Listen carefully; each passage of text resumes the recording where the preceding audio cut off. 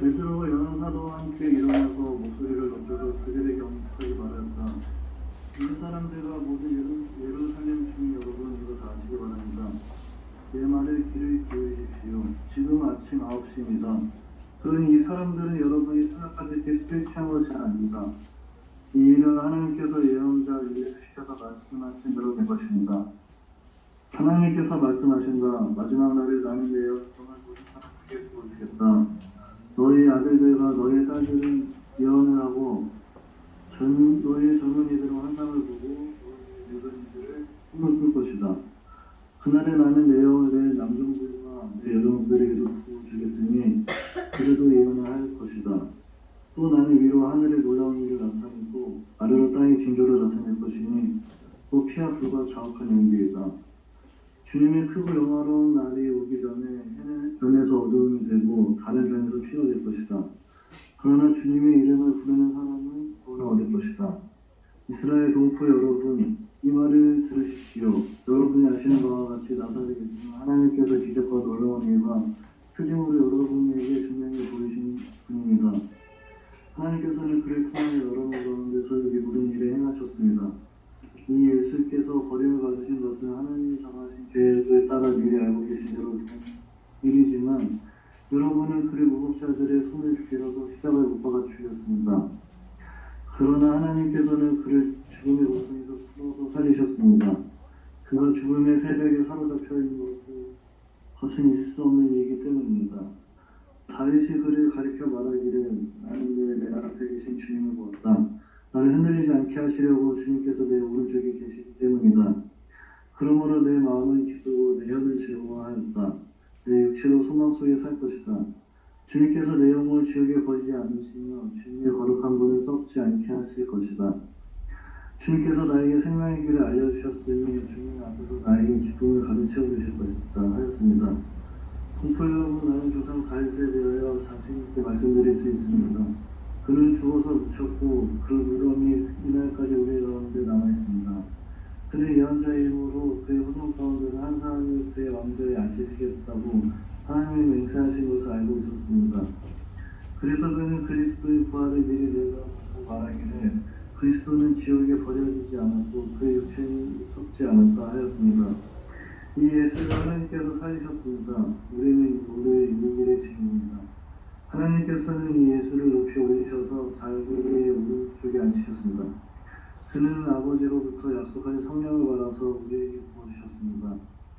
여러분은 지금 이 일을 보기도 하고 듣기도 하고 있는 것입니다. 다윗은 하늘에 올라가지 못하였으나 그는 이렇게 말하였습니다. 주님께서 내 주님께 말씀하시기를 내가 내 원수를 내 발 아래 굴복시키기까지 너는 내 오른쪽에 앉아있으라 하셨습니다. 그러므로 이스라엘 온 집안을 확실히 알아두십시오. 하나님께서는 여러분이 십자가에 못 박은 이 예수를 주님과 그리스도가 되게 하셨습니다.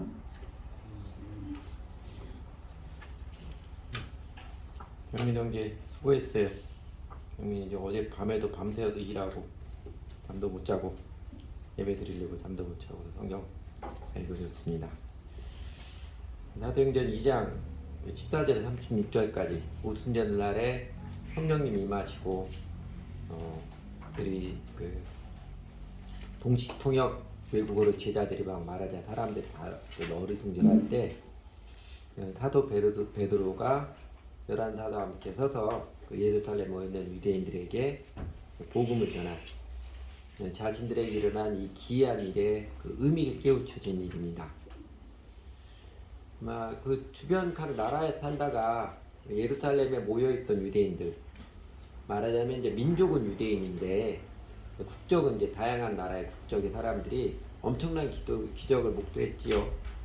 자신들의 일생에서 단 한 번도 보지 못했을 뿐만 아니라 세상 역사에서 이런 일이 있었다는 이야기조차 들어본 일이 없었고, 심지어는 어느 누구도 이런 일이 있을까 상상도 해보지 못했던 일들을 그들은 체험을 했습니다.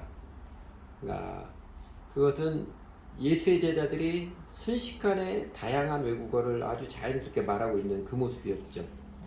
이게 외국어를 잘 배워가지고 학습해서 훈련을 받아서 우리 기쁨자매의 영어 과외를 받아도 된 일이 아니라는 것 그들도 알았습니다. 그러니까 세상에 이런 일이 있을 수가 있나? 다들 의아하고 어르신들했을 때 사도 베드로가 11사도 함께 서서 자신들에게 벌어진 기이한 일의 그 의미를 깨우쳐 주었습니다.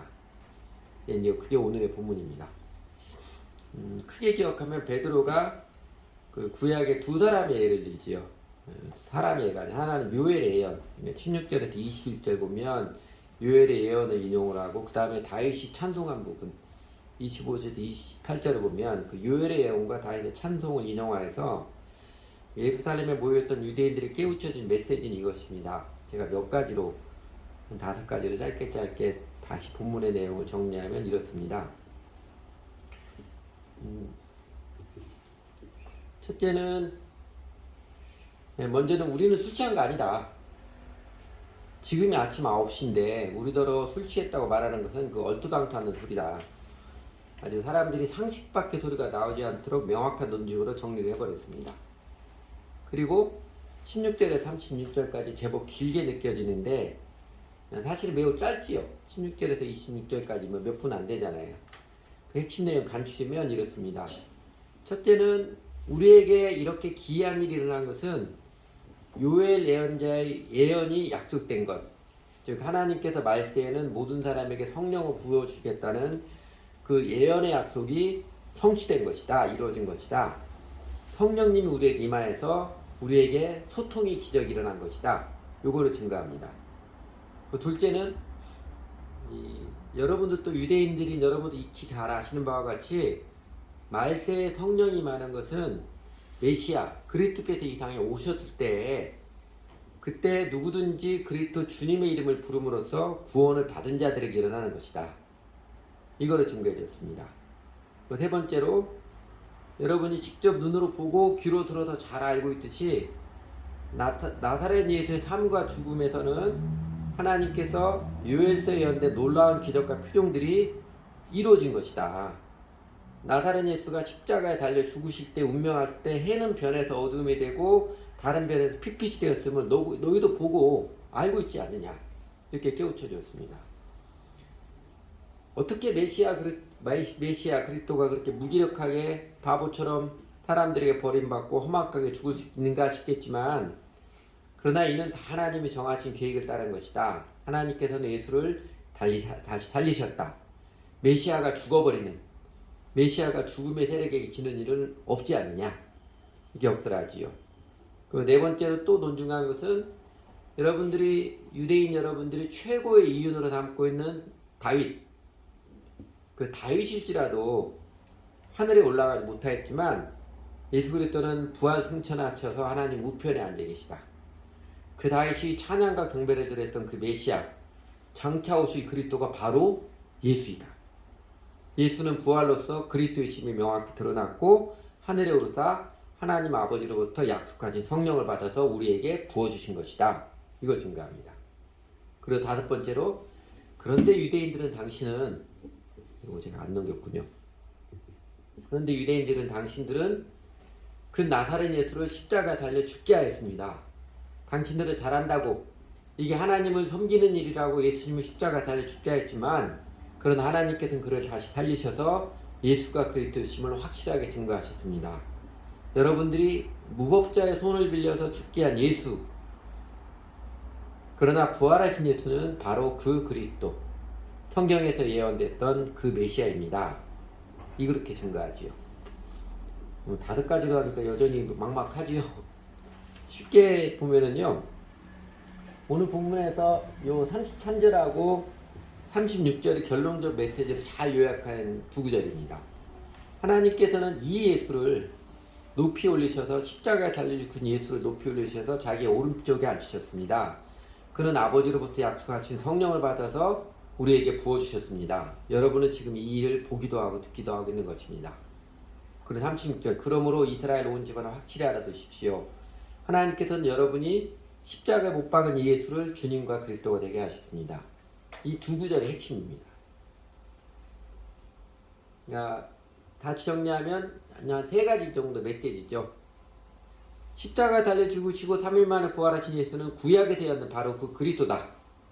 첫째고 2번째는 그리스도 주 예수님께서 제자된 우리에게 성령을 부어주셔서 우리에게 소통의 기적이 일어난 것이다. 이게 두 번째고, 세 번째는 그런데 너희는 예수 그리스도를 믿지 않고 오히려 십자가 매달아 죽게 한 장본인들, 꼼짝없이 드러난 죄인들이지 않느냐.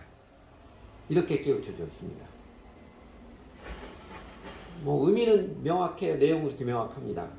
여러분, 그렇다면요, 예수를 주님으로 믿은 자신들에게 성령이 임하신 역사적 사건에 대한 베드로의 의미에서, 또 유대인들의 죄를 통렬히 깨우치는 베드로의 복음 증거가 이 기록을 보는, 오늘 우리들에게 들려 깨우쳐주는, 오늘 우리 시대의 사람들에게도 깨우쳐주는 메시지는 무엇이겠습니까?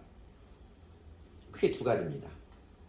크게 두 가지인데, 첫째는 예수는 그리스도이십니다. 이게 뻔한 이야기인데 예수는 그리스도이십니다. 하도 예수 그리스도 그러니까 우리나라 사람들은 예수는 성이고 그리스도는 이름이라고 생각하기 쉬운데, 예수가 그리스도는 아주 중요한 의미가 담겨져 있습니다. 다시 말하면 예수를 믿는다는 것은 예수님을 그리스도, 나의 메시아, 나의 주님으로 관계를 맺고 섬기는 사람이 되는 것입니다. 여러분, 유대인들에게 메시아 사상은 아주 찰떡같은 소망이고, 그리고 절대자의 귀환입니다.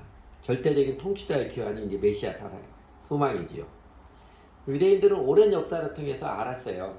뭘 알았냐면요, 그들이 다윗 임금 때에는 자기 민족의 그 자부심이 한껏 높아졌었지만, 그 바로 솔로몬 다음에 나라가 남과 북으로 갈라지는 어처구니 없는 일이나, 그 어처구니 없는 일이 일어나 버려서 아주 민족적 자부심에 큰 생채기를 입었고, 더 나아가 그러다 좀 더 세월이 지나니까 하나님의 처소인 예루살렘 성전이 있는 남유다 국가가 이방 국가에서 짓밟히고 멸망하는 것은 자신들은 꿈에도 생각하지 못했는데 실제로 그 비참한 일이 일어나 버렸으니, 그리고 자기들은 이제 포로로, 전쟁 포로로 끌려가 버리고 났더니 그들의 인간적 왕에 대한 기대, 국가에 대한 기대가 완전히 깨지고, 이제 어떻게 살아요?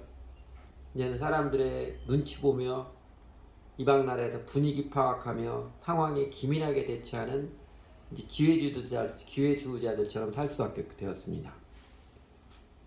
그 로마 타이타스 정권에 의해서 AD 70년대 디아스포라 됐잖아요. 유대인들 완전 디아스포라 된 이후로 그 유대인들은 나라 없는 민족으로 온 세계, 주로 유럽에 흩어져 살았잖아요.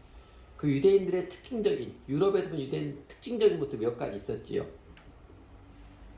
금과 보석에 집착하고, 어떻게든지 자식들을 금융업에 종사시키려고 그러고, 그 다음에 기발한 창의력이 발달하고, 얄미울 정도로 상황 판단 잘하는 이런 민족으로 소문났습니다. 그래서 유럽 사람들이 어떤 열등감이죠. 유대인들이 아주 기민하게 상황 판단 잘하고 이런 것들에서 열등감을 그렇게 핍박을 하고 구박을 하고, 셰익스피어 문학작품 나오는 것처럼 돈 밝히는 사람들이라고 구박을 한 겁니다. 근데 이렇게 유대인들이 아주 기민하게 행동하는 기회주의자적인 민족으로, 뭐 좋은 면에서는 기발한 창의력이 발달하게 됐지만 찍힌 데는 다 이유가 있습니다. 왜 그래요? 나라 없이, 자기네 나라 없이 이리 밀리고 저리 치임에 살아오는 상황이 그렇게 되게 하였습니다. 땅을 사는 것보다는 언제든지 전쟁이나 난리가 나면 또 자기 유대인들을 구박을 하게 되면 가지고 튀어야 되기 때문에 금과 보석에 집착을 합니다. 그런데 유대인들이 그렇게 눈치 빠르고 기민한 민족성이 개발된 게요, 소위 기원 후 AD 그 이후에만 있었던 게 아닙니다. 사실 이미 기원 전에도 BC 때에도 남과 북이 갈라져서 갈등하고 대립하면서 자기 민족끼리 서로 싸우면서 어느 줄에 서야 되는가, 그리고 북이스라엘, 남쪽 유다 차례로 망하면서 포로로 살아가고, 그 나라 없는 식민지 백성으로 몇백 년을 살았잖아요. 몇백 년을 살아가면서 이미 예수님 오시기 몇백 년 전부터 몸에 익혀질 수밖에 없었습니다. 우리나라 일제강압기 35년, 만 35년이죠. 그때 식민지로 살면서 우리나라 사람들에게 아주 안 좋았던 게 거지근성하고, 그 다음에 기회주의 근성, 그리고 그 이후로 해방 이후로, 물론 이제 그 전에 조선시대 중국과 관계됐지만 또 미국과 관계도 이 사대주의 분성 쉽게 안 벗어지잖아요. 유대인들은 예수님 오셔서 당시에도 이미 몇백 년 동안 식민지 백성으로 살면서 그렇게 눈치 보고 기민하게 분위기 파악하고 이런 게 자연스럽게 몸에 익혀질 수밖에 없습니다.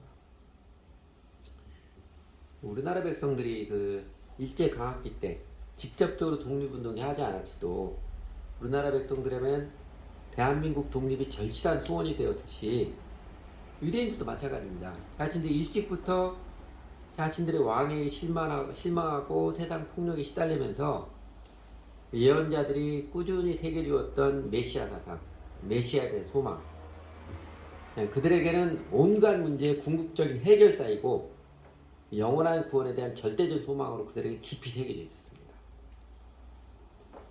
유대인들에게는 예수가 그리스도시다라고 했을 때 그게 무슨 뜻인지 그 의미를 익히 다 잘 알고 있었습니다.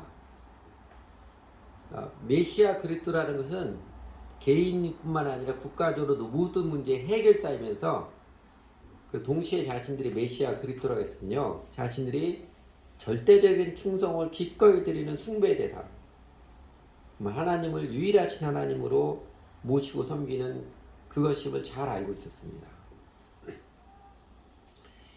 그에 비하면 우리 한민족에게는 종교가 언제나 수단이었지요. 우리 민족 역사면 종교가 언제나 수단이었습니다. 호국 불교, 보국 유교 그렇게 말하듯이 말입니다. 그러니까 신라 고려가 불교를 장려한 것도 조선이 유교를 아주 국교로 삼고 장려한 것도 그리고 대한민국 건국때에 이승만 초대 대통령과 주축 인물들이 기독교를 거의 국교화시키다시피 한 것도 또 저쪽 북한 땅도 공산주의 이데올로기를 최고의 종교처럼 만든 것도 우리 민족은 언제나 뭐예요? 우리나라가 우선입니다. 우리나라가 우선. 제가 이 이야기는 여러분들에게 여러 번 해줬는데 그래서 아마 대여섯 번째 들은 사람이 있을 거예요. 그래도 잊어버리지 않도록 여러분도 딴 사람들에게 좀 이야기하도록 또 잊어버린다는 또 이야기하겠습니다. 법정 스님이 그 이야기 했잖아요. 이게 80년대 초에 했던 이야기입니다. 80년대 초에 그 무소유라는 유명한 책에 됐던 이야기인데 우리 민족에게는 아주 탁월한 종교성이 있는 그래서 불교가 들어와도 불교 원산지보다 더 찬란한 불교 문화와 불교 사상을 정리를 해서 증거를 했고 그러니까 원효의 불교 사상 그 다음에 석굴암 불국사 그 후로 여러 불교 유적들 지금도 뭐 해인사나 이런 절들 보면 아주 빼어난 세계적으로 빼어난 문화유산들입니다. 그래서 조선시대 유교가 들어와도 유교의 사상과 문화를 원산지 공자도 혀를 내두를 정도로 발전을 시킨 우리에게 좀 낯설지만 그 율곡이와 태계유양의 그 유교 사상 그리고 이 제사를 중시하는 중국 사람도 우리나라 옛날 조선시대 사람 제사를 그렇게 안 합니다. 그 격식 온전하게 차려도 그렇게 안 해요. 아주 빼어나게 발전을 시켰습니다.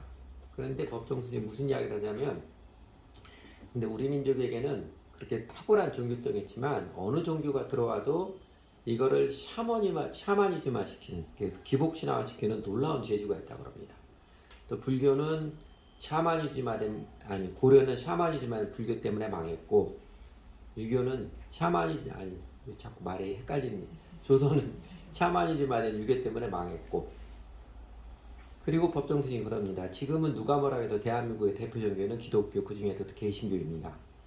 그런데 이 개신교는 과연 우리 민족에게 조선시대 고려시대 때 범했던 우리 민족의 모든 종교를 샤머니즘화시키는 그걸 극복할 수 있겠는가? 지금까지 자신의 눈으로 보기에는 아직은 아닙니다. 그렇게 도전하더라고요. 제가 이 법정 스님을 범상치 않은 사람으로 일찍부터 인정하게 했는데 그걸 보고 있습니다. 이런 통찰력은 이건 성령님이나 주시는 것인데 그런 생각이 들었어요. 샤머니즘, 기복신앙이라고 그러지요. 개인적으로든 국가적으로든 어떻게 아무리 화려한 종교 사상과 의식을 발전시킨다 할지라도 결국은요. 자기가 복받는 것, 우리가 복받는 것에 대한 집착증이 종교로 나타나는 것을 말합니다. 그게 샤머니즘. 그러고 보면 우리 민족은 참 이기적인 정말 이기심이 뿌리 깊은 민족이기도 하지요. 그래서 오늘날 예수를 믿는다고 교회를 다니는 사람들이 뭐에 집착해요? 자신의 구원. 죽어서 편한 데를 보장받는 영혼 구원에 집착하고 이 땅에 살면서도 여전히 복 받는 것에 연연하고 열심히 교회 다니고 열심히 신앙생활해서 하나님의 복 주시는 것, 사업 잘 되고 대학 잘 들어가고 이것에 연연하고 예수님을 향해서 주여 주여 하면서도 그게 자기 복 받는 이 땅에서도 내세는 복 받는 열정이지 예수를 그리스도 자신의 충성을 들여서 주의 뜻을 따르며 섬기는 그런 마음은 아닌 사람들이 많은 것입니다. 그래서 우리가 전하고 깨우쳐 줘야 합니다.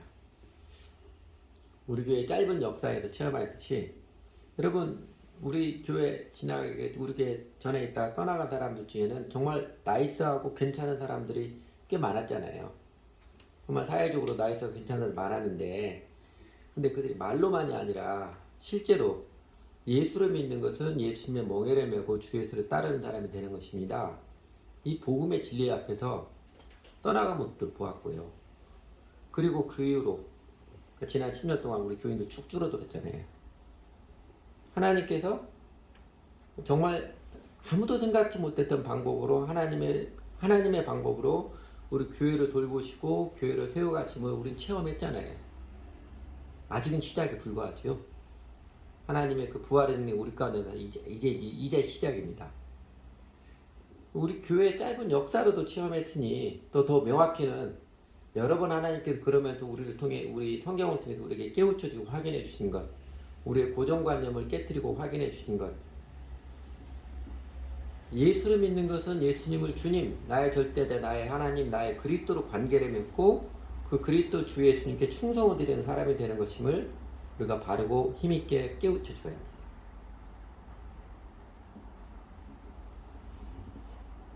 그래도 요새 좀 소망이 있는 것은요. 아주 이기적인, 뼛속까지 이기적인 우리나라 사람들이지만 한편으로는 그러면서 요새 우리나라 사람 제일 존경하는 사람이 이순신 장군이라고 그러지요. 그 명량, 한산, 영화 뭐 대박을 치듯이 우리나라 사람들 마음에도요. 이순신 장군이 했던 필생직사, 필사직경처럼 자기 부인의 삶에 대한 동경, 존경, 갈망 그 마음이 깊어지고 있는 현상입니다. 이순신 장군은 우리 역사에서 자기를 부인하고 의를 위해 살았던 최고로 대표적인 인물인 것 같아요. 우리나라는 이 사람을 좋아하는 것은 존경하고 싶은 거죠. 그 존경하고 감히 나는 그 따르지 못한다 할지라도 존경하고 그래도 깊어지면요 동경하고 갈망하게 됩니다.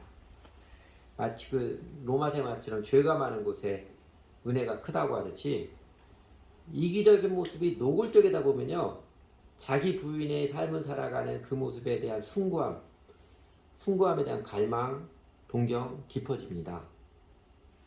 그러니까 교회 안에서도 이 믿음의 피상성에 대한 실망, 예수님 영접기도 한번 따라 나 구원받았다 이제 천국 보장받았다 이렇게 말하는 사람 보면 뭔가 허전하잖아요. 뭔가 이상하잖아요. 그 믿음의 피상성에 대한 실망, 가벼움들을 많이 느끼면요 이게 아닌데 점점점 느끼게 되면요 진짜 실제에 대한 갈망이 깊어집니다. 그러면 예수 믿는 실제는 뭐냐? 진짜는 뭐냐? 이거 깊어집니다. 제가 신학교에서 지금 한 6년 됐죠? 그 신학교 저 같은 사람이 신학교 가서 세미나 온다는 그 기적이죠. 제가 신학교 때 이야기합니다. 박사학위가 있는 것도 아니고 우리 교회가 막 유명한 교회가 돼가지고 사람들이 소문난 것도 아니고 이게 한동안은 교회를 이렇게 죽느냐 사느냐 문을 닫느냐 계속 하느냐 그런 처지에 있는 교회인데 그 세미나를 추천한 것도 기적이고 세미나에서 신학생들이 좋아하는 것도 기적이고요. 근데 내가 신학생 매번 확인합니다. 근데 다들 알아요. 지금은 다들 압니다. 여러분 예수님 영접기도 한 번 했다 구원받아서 할 수 있어요? 그러면 네라고 대답하는 없습니다.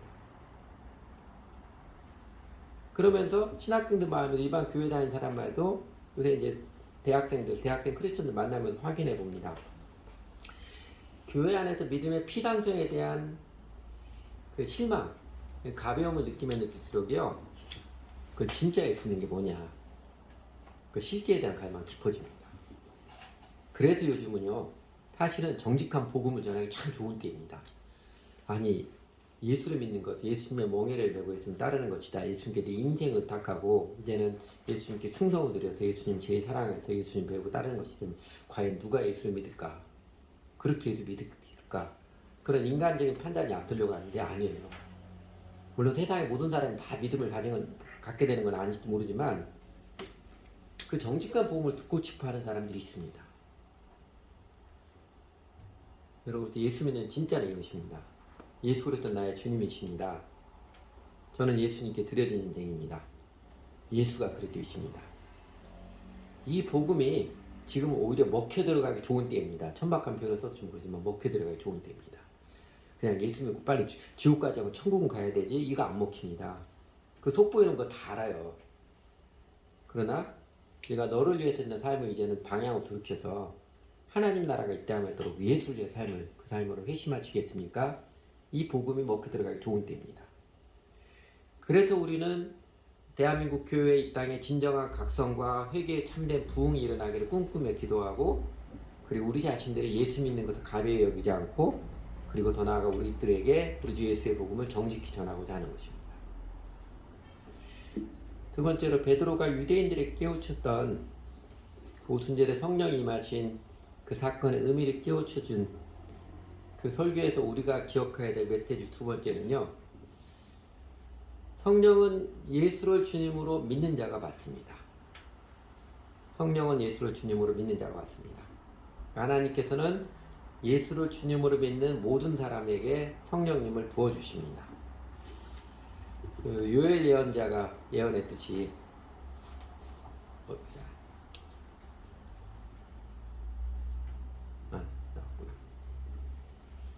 그 마지막 날에 나는 내용을 모든 사람에게 부어주겠다 그러잖아요.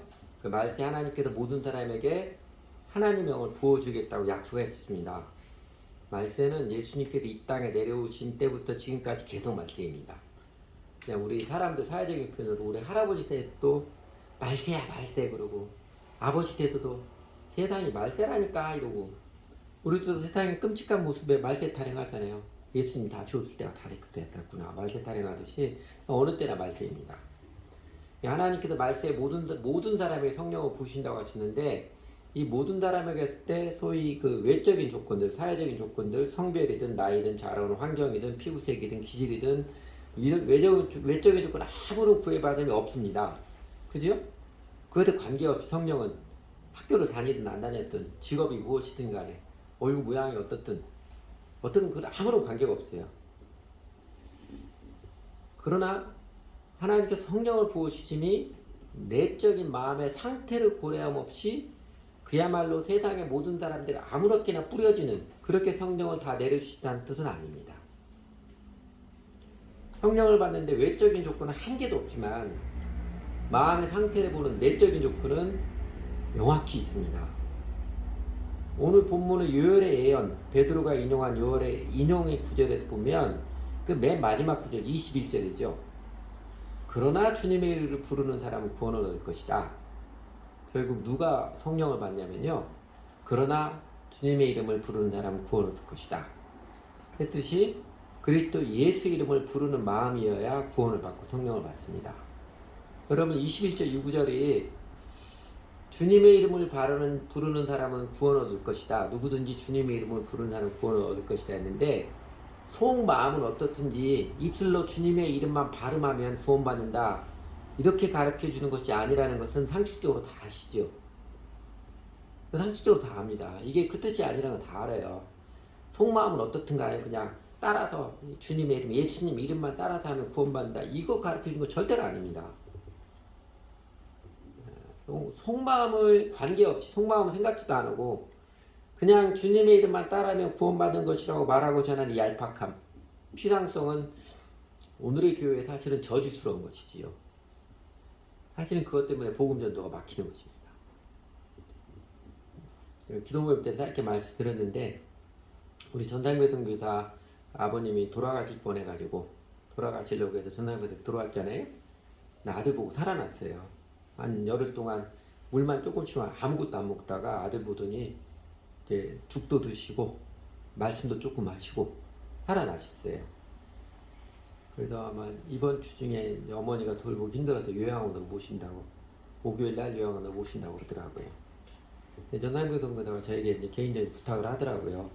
아버지에게 찾아와서 복음을 좀 전해달라고. 꼭 거절할 수 없지요. 기꺼이 가야지요. 그래서 지난주 화요일 날 갔습니다. 전남교 동교사가 그 위로 누님이 세 분 있어요. 누님이 세 분 있고 자기가 아들고 밑에 남동생이 있는데, 아버지가 그 전라남도 한평에서 자라다가 80년대 초에 이 아들을 대학 보내게 하기 위해서, 사실은 그 누님들이 공부를 잘했습니다. 근데 누님들은 하나도 다 대학을 못 가게 했어요.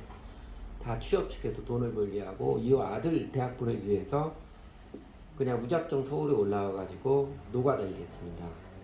그리고 나중에 고물상 운영한 게 아니고 고물상에 취직해서 리어카 끌고 이렇게 고물도 주수단에 그 일하면서 아들 키웠습니다.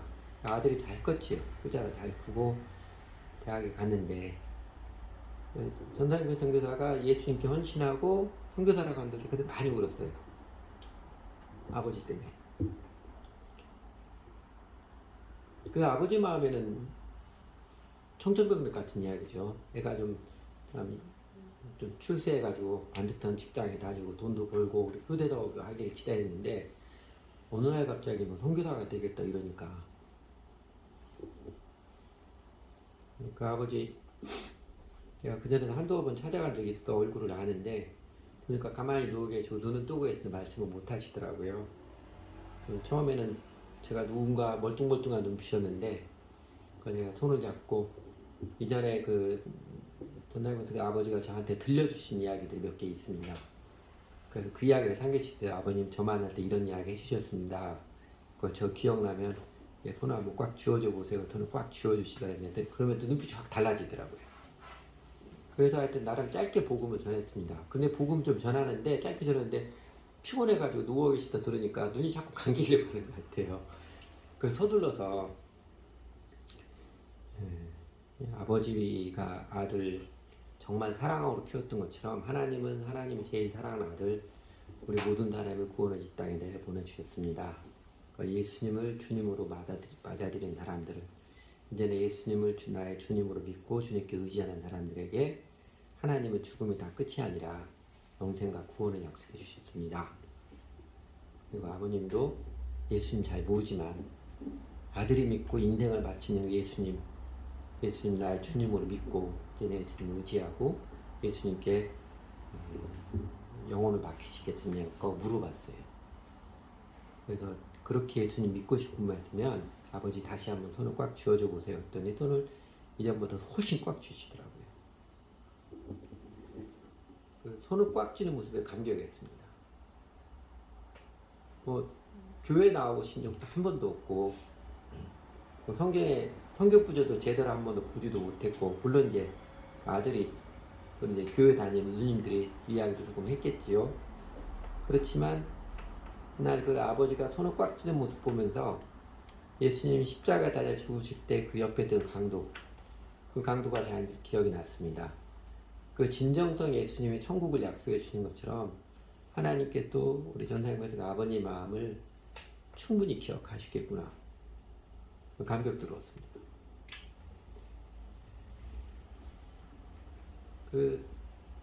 많이 알아야 복음의 진리들을, 사실 복음의 진리 너무 깜짝깜짝 놀라게 할 만큼 깊이가 있잖아요. 인간과 세상에 대한 해석으로서, 그리고 인간과 세상의 충분한 대화로 정말 깊이가 있는데, 그거 다 알아야 되는 것만은 아닙니다. 물론 우리가 알면 알아갈수록 복음에 대한 감격이 있지요. 그러나 제일 중요한 건 진정성이지요. 지식적으로 복음의 이유들, 복음의 사상도 많이 안다고 할지라도 예수가 나의 그리스도 주님이십니다, 이 마음에 진정성이 없다면 허망할 것입니다. 그러나 다 몰라도 얄팍하지 않은, 그냥 가볍게 따라 해주는 것이 아니라 자신의 진정한 마음이라면 하나님께서 분명히 구원을 내려주시고 성령을 보내주십니다. 성령은 예수님을 주님으로 믿는 자가 받습니다. 또 하나 더, 지난주에도 말씀드렸는데 앞으로 사도행전은 종종 말씀드릴 겁니다. 사람이 내가 성령 받겠다고 난리를 친다고 성령을 받는 게 아닙니다. 제가 이제 천박하게 난리를 친다는 표현을 했는데 이런 거예요. 내가 성령 받겠다고 아무리 열심히 기도하고 금식을 하고 또 초인적인 수행을 한다고 해도 그 마음이 여전히 이기적인 세상적인 욕심이 종교적인 열정으로 폼만 바뀌었거나 자신이 인정받고자 하는 무대가 사회나 직장에서 이제 교회당으로 바뀌었거나 그런 마음으로는요 아무리 열심을 내어도 성령을 받은 게 아닙니다. 회개해야 성령을 받습니다. 유대인들에게 이런 거죠. 유대인들에게 지금 유대인들도 그러는데 유대인들에게는 다윗 같은 인간 통치자 절대 권력자가 나와서 자기네 나라 세상 모든 나라 다 뛰어나게 된 그 욕망 그 야망에 집착하고 있거든요. 근데 다윗 같은 메시아가 나타나서 자기 나라 세상 모든 나라 뛰어난 그 야망을 내려놓고 십자가에서 수치스럽게 죽으신 예수 세상 최고 권력자가 아니라 세상 최고의 실패자처럼 보인 예수가 사실은 메시아다. 보이지 않는 인간의 마음과 운명을 다스리는 영원한 왕이다. 주님이라고 부르는 그 회개의 마음에 하나님께서 성령을 부어주셨습니다. 자신들이 잘한다고 하나님 섬기는 일이라고 해서 예수를 죽인 일에 대하여 그게 사실은 하나님을 죽이려고 했던 엄청난 죄악을 인정하고 회개하는 마음에 성령님을 부어주셨지요. 오늘날의 유대인들은 마찬가지입니다. 지금도 유대인들도 적지 않은 유대인들이 유대인들은 예수님의 메시아로 아직도 인정을 안 하잖아요. 그래서 그리스도 구약이 안돼 그리스도 나타나면 이스라엘이 미국을 제치고 뭐 소련이냐 중국 뭐 러시아 다 제치고 세상 모두 자기네가 제일 뛰어난 나라 세상을 다 다스리는 나라 그 환상 갖고 있어요. 그 야망 갖고 있습니다. 그 야망이 얼마나 자기 집착적인 야망인지 죄인을 깨닫고 십자가에 달려 죽은 예수 정말 창피하게 무기력하게 십자가에 달려 죽은 예수 사실은 그분이 그런 하나님께 부활시키는 예수가 메시아다. 그 회개할 때 아마 유대인의 민족적 회개가 일어날 것입니다. 그래야 구원을 받지요. 오늘의 사람들에게도요. 진정한 회개의 믿음의 마음에 성령님은 은혜의 선물로 임하십니다. 그러니까 교회 안에서도 어떻게든 나 잘났다고 하고 싶고 내 생각이 옳다고 하고 싶고 신앙생활에 열심히 해도 결국은 왜 열심히 해요? 내 잘 먹고 내 잘 살고 내가 좀 떳떳한 사람 되고 내가 높은 사람 되고 내가 유명한 사람 되고 내가 인정받고 싶어 했던 그 마음을 내려놓고 자기를 부인하고 주의 예수님을 배우고 따르고자 하는 마음으로 회개한 자에게 하나님께서 성령을 은혜로 부어주십니다. 우리 민족의 뿌리 깊은 이기심 아주 종교마저도 자기를 위해 기복신앙화시키는 그 마음의 죄를 인정하고 내려놓는 회개의 마음에 성령님은 임하십니다. 이순신 장군처럼 영웅이 되겠다는 마음을 내려놓고 이순신 장군의 그 노역군 있잖아요. 기꺼이 판옥도 맨 밑바닥에서 노를 젓는 일꾼으로 살겠다는 그 마음에 성령님이 임하십니다. 내가 예수 믿어서 복 받겠다거나 예수 믿어서 죽은데 지옥 가지 않고 천국 가는 좋은데 보장받겠다는 그런 심보가 아니라 이제는 내가 욕심 체면대로 지금까지 살아왔지만 이제는 욕심 체면대로 살지 않고 이제는 사랑으로 살겠습니다. 내가 손해봐도 하나님을 위해서 다른 사람의 사랑으로 살겠습니다. 하나님이 돌봐주심을 믿고 내가 욕심 부리지 않고 때로는 내가 손해보는 것 같고 어거지로 수고하는 것 같고 헛수고하는 것 같지만 그래도 하나님 사랑 이웃 사랑을 사랑하는 삶을 살겠습니다. 이 회심의 마음에 성령은 임하십니다. 유명한 목사 선교사가 되겠다는 영적인 야망 내려놓고 내가 한 사람이라도 진실하게 사랑하고 정직하게 복음을 전하는 인생을 살아가겠습니다. 그 진정한 사랑으로 회심의 성령님은 충만하게 임하십니다. 그리고 그 성령님이 임하면 요엘의 예언처럼 너희의 아들들과 너희의 딸들은 예언을 하고 너희의 젊은이들은 환상을 보고 너희 늙은이는 꿈을 꿉니다. 그날에 나는 내 영을 내 남종들과 내 종들을 부어주겠으니 그들도 예언을 할 것입니다. 이게 무슨 뜻인 것 같아요? 문자적인 뜻이기보다도 이런 모습일 거죠. 우리 그 노래 가사에 나는 것처럼 너의 딸들은 예언을 하고 환상을 보고 늙은이를 꿈을 것이다. 너무너무 신나고 즐겁다는 것을 이렇게 표현하지 않은 것일 거예요. 하나님의 영을 받아서 가슴 벅차도록 신나고 즐거워 노래할 수밖에 없는 예언할 수밖에 없는 그렇게 살아가는 모습을 표현한 것 같아요. 오늘 아까 찬양했던 찬양처럼 소망 없는 내 삶에 새 생명 새로운 생명의 활기가 넘쳐나고 가슴 벅차도록 하나님 나라의 꿈을 꾸며 차갑고 열악한 환경일지라도 신나게 힘있게 살아 힘과 에너지를 누리며 살아갑니다. 성령을 받으면 인생의 진정한 행복과 능력, 생명을 누리며 살아갑니다. 그리고 성령님은 종교적 광신자들에게 임하는 게 아니라 정직한 회개와 믿음의 마음에 충만하게 임하십니다. 그래서 우리는 입술의 고백만이 아니라 시간과 재물의 우선순위 확실하게 들여서 예수님의 제자의 삶을 배우고 따르고 내 자신을 위해서가 아니라 이제는 하나님 나라가 임하도록 우선적으로 기도하며 내가 높아지려고 연연하는 게 아니라 내 체면에 태우고 내 체통에 태우는 게 아니라 하나님과 이웃을 사랑하며 살기를 인생 목적으로 삼은 자들입니다. 그래서 우리는 예수를 주님으로 나의 주님, 나의 그리스도로 정직하게 믿고 따르며 또한 우리 이웃들에게, 우리 주변 사람들에게 그렇게 예수가 그리스도 주님이심을 전하며 살아갑니다. 같이 기도하죠.